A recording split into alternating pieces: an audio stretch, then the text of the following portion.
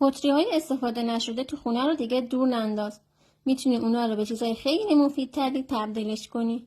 تو این ویدیو 3 تا ترفند برات گذاشتم تا ایده بگیری. پس تا یاد نرفته اون قلب زیر پست رو قرمزش کن و این کلیپ رو سیوش کن تا بعدا بتونی اجرا کنی و تا انتها با دقت ببین. در ترفند اول مطابق فیلم علامت گذاری میکنی و سپس برش میدی و قسمت های اضافه رو جدا میکنی و به این راحتی یه سبد میوه درست کردیم.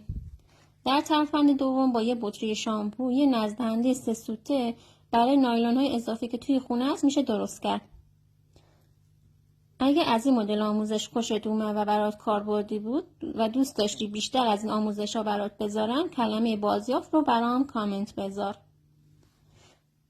و در ترفند سوم با یه بطری شامپو، یه نزدهنده برای مسواک و خمیردندون به همین راحتی میشه درست کرد.